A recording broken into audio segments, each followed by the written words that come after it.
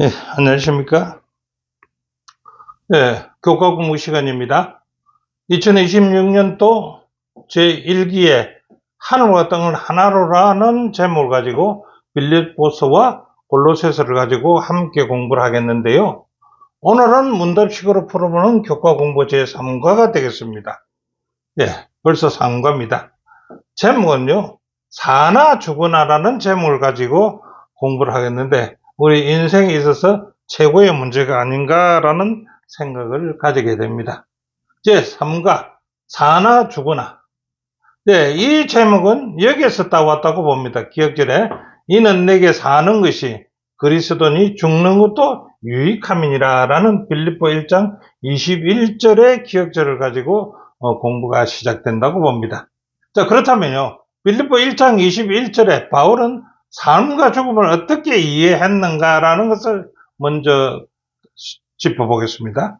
자, 바울의 죽는 것도요, 유익함이라 이런 말은요, 죽음이 끝이 아니라는 얘기가 되겠죠. 그래서 그리스도와 더 가까이 함께하는 시작으로 보았고요. 바울에게 죽음은요, 패배가 아니었던 것입니다. 즉 신앙의 완성이었다는 것입니다.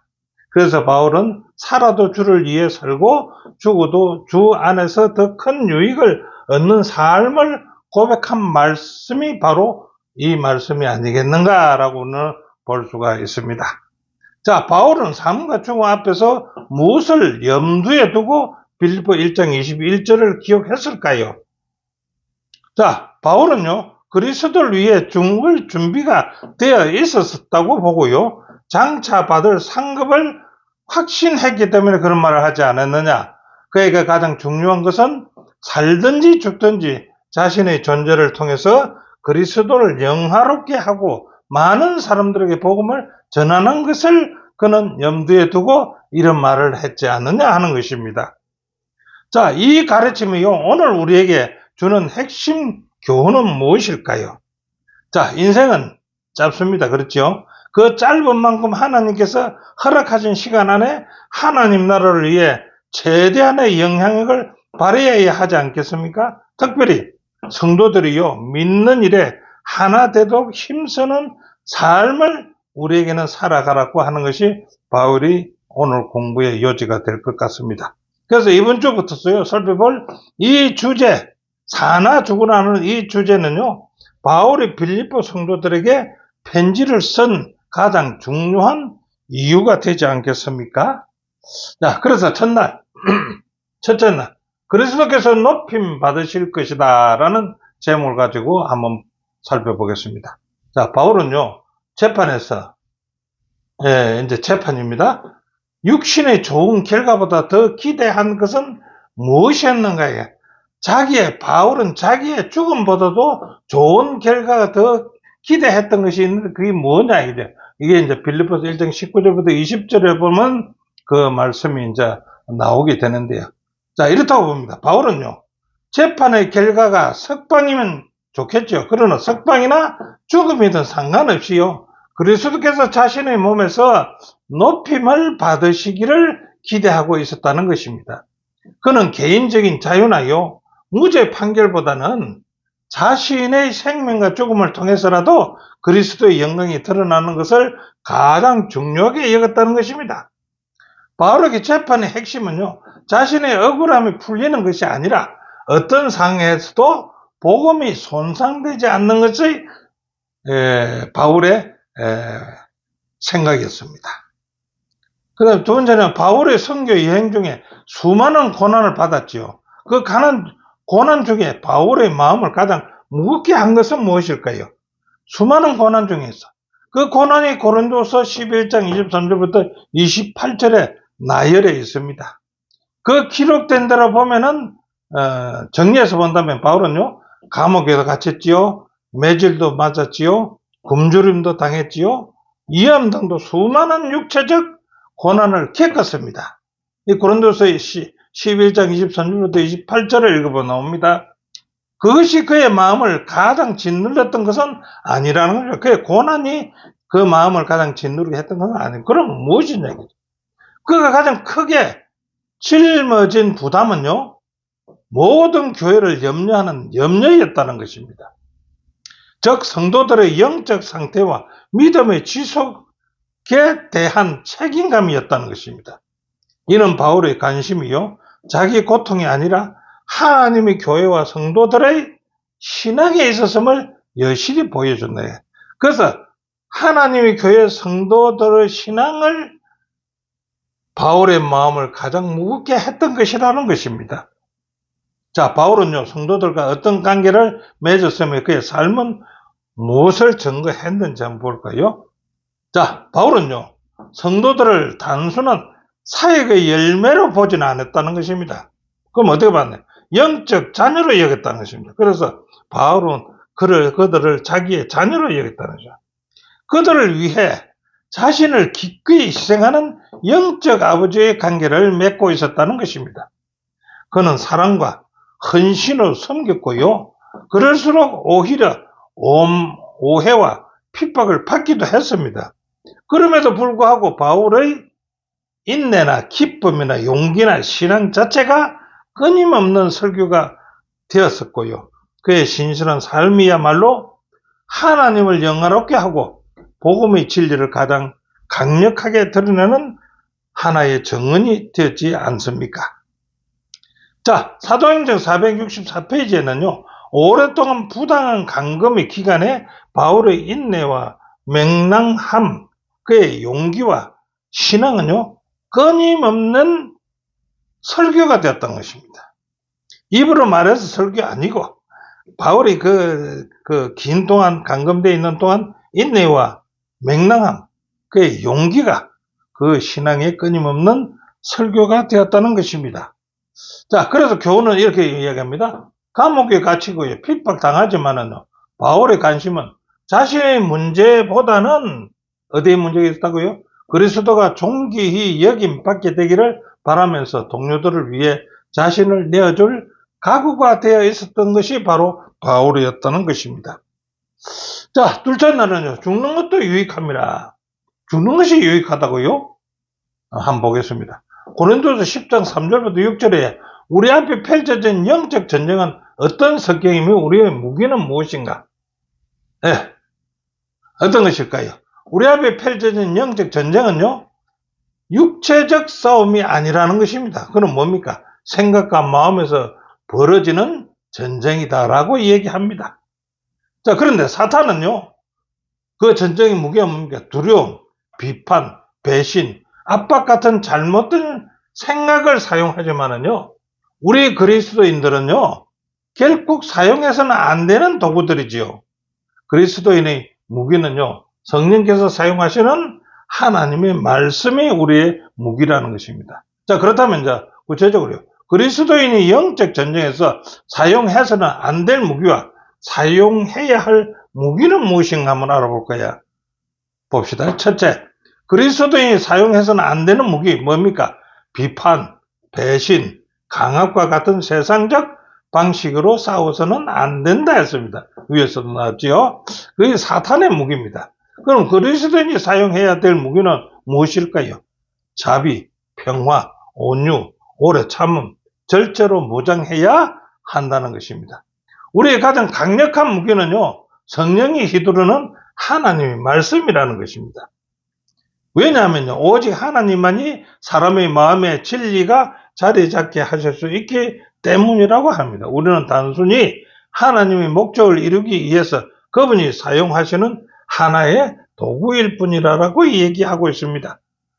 자, 세 번째는 빌립보 1장 21절부터 22절에서요, 말하는 죽는 것도 유익함이라는 대장조 속에서 어떻게 이해할 수가 있는가, 이해해야 됩니까? 첫째, 그리스도인으로서 우리는요, 자신의 권리를 위해 싸우기를 마치 옳은 일을 위해 싸우는 듯 그렇게 생각해서는 안 된다는 것입니다. 우리는 그렇게 싸우고 있지 않습니까? 그래서 이걸 말하기를 힘 있는 자가 옳은 것이 아니라 옳은 자가 힘이 있다는 것을 우리는 한번 깨우치고 우리는 싸워야 된다. 두 번째, 이 싸움은요, 영적 전쟁이기에 그리스도와 연합한 자는 죽음 속에서도 패배하지 않는다고 했습니다. 죽음에도 패배하지 않는다. 그래서 죽는 것이 유익함이라는 말이 나올 수가 있지요. 바울은요, 그리스도께서 십자가에서 이미 승리하셨음을 확신하거든요. 그래서 어떤 부당한 일을 당하였어도요, 자신의 생명까지 하나님께 맡길 수 있었던 것이 바울 아닙니까? 그래서 그가 하는 말이 죽는 것도 유익하면 하나님의 주권에 대한 전적인 신뢰의 고백, 바울의 믿음의 고백을 우리는 여기서 살펴볼 수가 있었습니다. 자, 교훈을 이렇게 말합니다. 예수께서 승리하셨기에 그분과 연결되어 있는 한 죽임을 당해도 피할 수가 없다고 했습니다. 이 땅에서 어떤 일이 일어나도 그는 자신을 더 높은 정부에 맡기고 생명까지 주신다는 것입니다. 자, 셋째 날은요, 확신하는 삶을 살아야 해요. 빌립보 1장 23절부터 24절에 있는 말씀을 이제 기준에 본다면, 바울이 성경에 보면 떠나서라고 했는데, 빌립보 1장 23절에요. 바울이 떠나서란 말은 죽어서라 이 말입니다. 떠나서 그리스도와 함께 있는 것이, 이게 바울이 죽어서 그리스도와 함께 있는 것이 더욱 좋으니란 말의 뜻은 무엇인가? 이걸 많이 오해하는 게 있기 때문에 이렇게 말하는 것입니다. 자, 이 말을 한번 풀어본다면, 바울의 이 표현은요, 죽자마자 천국에 간다는 사상을 말한 것이 절대적으로 아닙니다. 우리는 다 알고 있죠.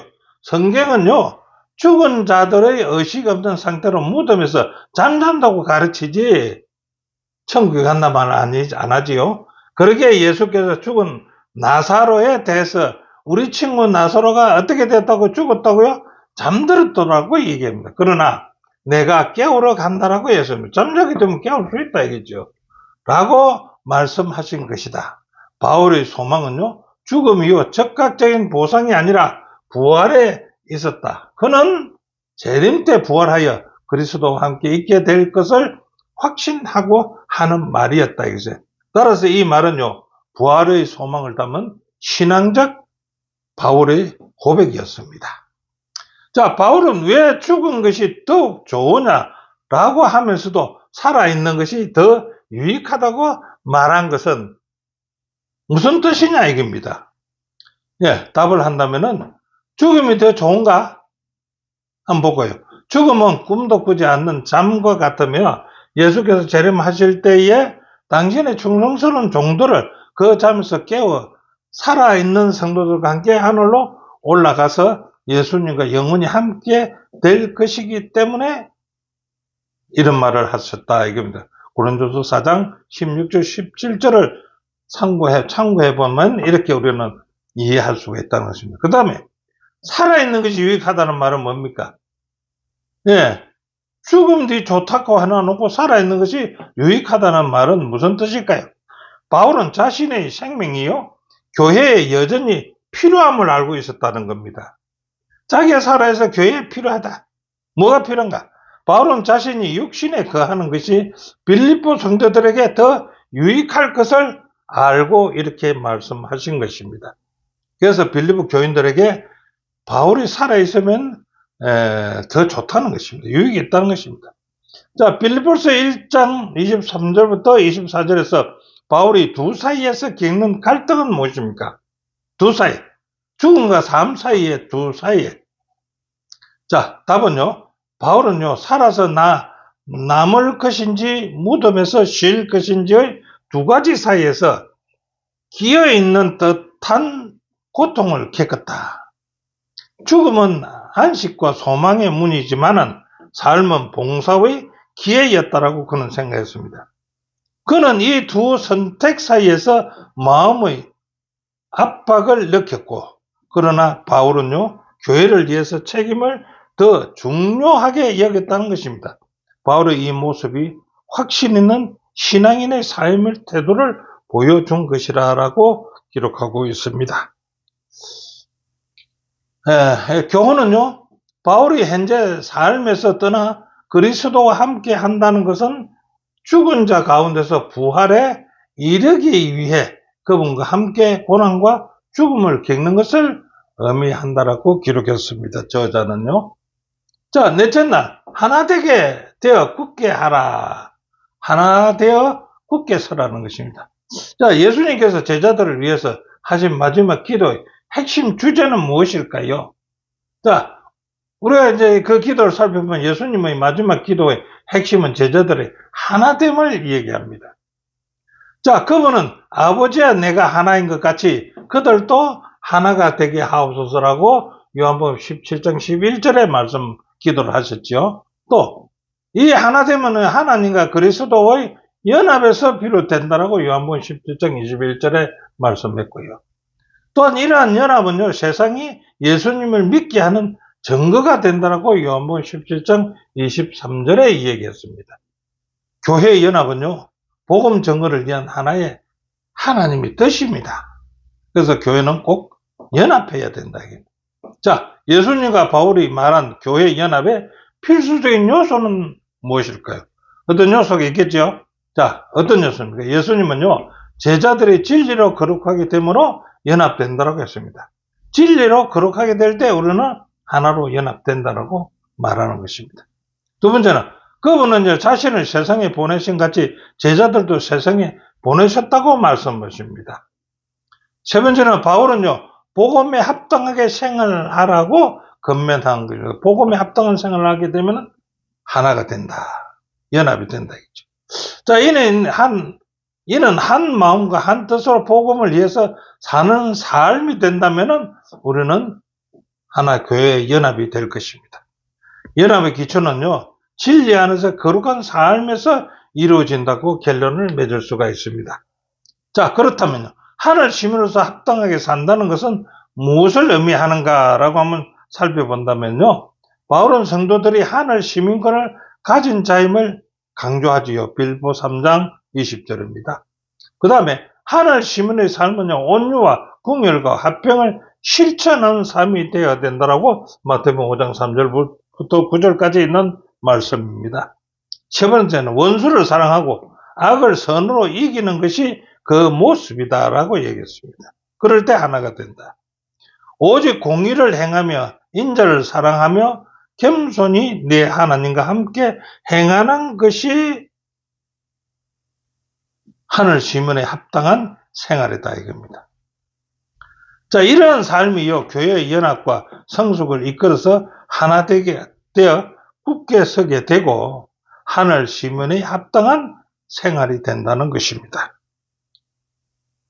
자, 교훈은 이렇게 말합니다. 예수님은요, 마지막 기도 가운데서 연합을 강조하시며 예수님 아버지와 연합한 것 같다고 기도했습니다. 우리 분열은요, 세상으로 믿지 못하게 만드는 이유가 된다라고 말하고 있습니다.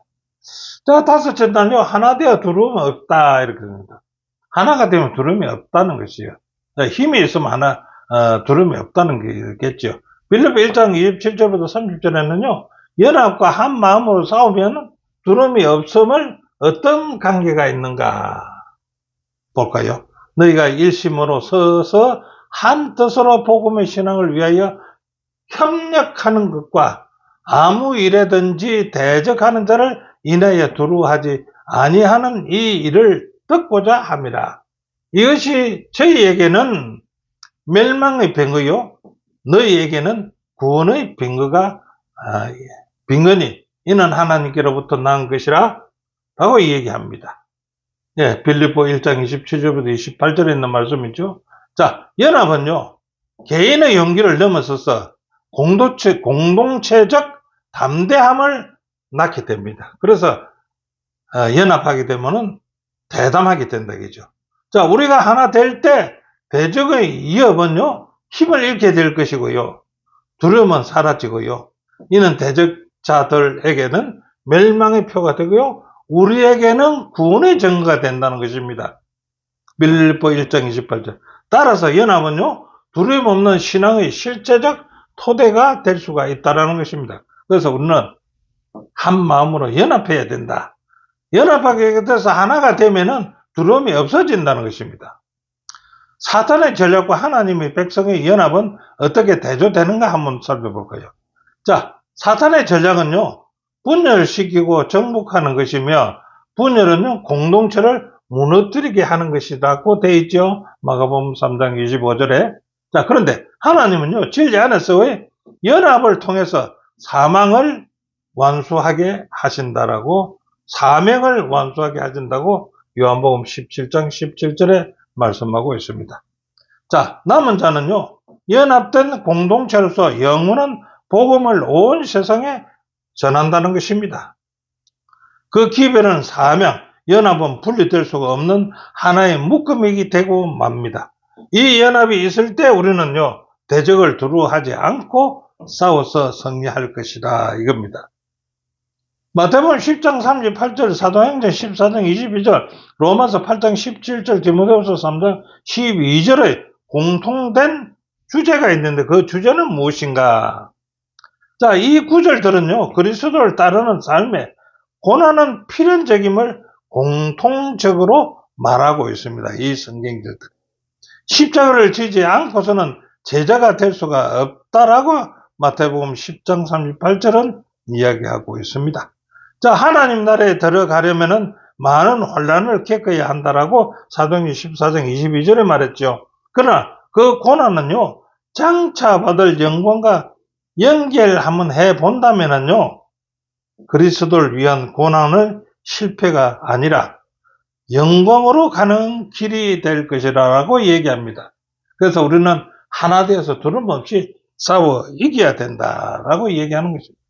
자, 교훈은요, 우리의 사명을 완수하기 위해서 연합은 필수적이라는 것입니다.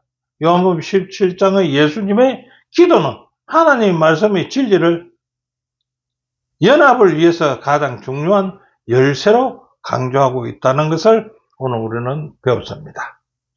자, 공부는 여기까지 하시고요. 총체적 결론을 하는 분석에 낸다면은 이렇게 볼 수 있습니다. 첫째로 바울의 중요한 것은요, 그의 삶 또 죽음을 통해서라도 예수를 영화롭게 하고 많은 이에게 복음을 전한 것이 바울의 사명으로 인정했습니다. 그래서 죽음도 무서워하지 않았다는 거죠. 이 일로 옥에 갇히고 핍박받았지만 바울은 자신에게 내어줄 각오가 바울은 자신까지도 내어줄 각오가 되어 있었다는 것입니다.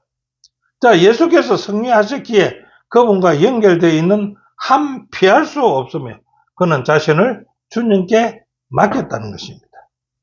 그는 그분과 함께 고난과 죽음을 겪었으며 이를 그리스도와 함께하는 것으로 모사를 합니다. 이런 약속에 합당한 삶은요, 겸손히 주님과 함께 행하며 하나로 연합하는 것이라고 말합니다. 자, 진리 안에 연합할 때 두려움은 사라질 것입니다. 우리의 사명을 완수하게 될 것이라고 우리가 오늘 공부를 했습니다. 자, 오늘 공부는 여기까지입니다. 함께 공부해 주신 여러분 대단히 감사합니다. 다음 주에 다시 뵙겠습니다.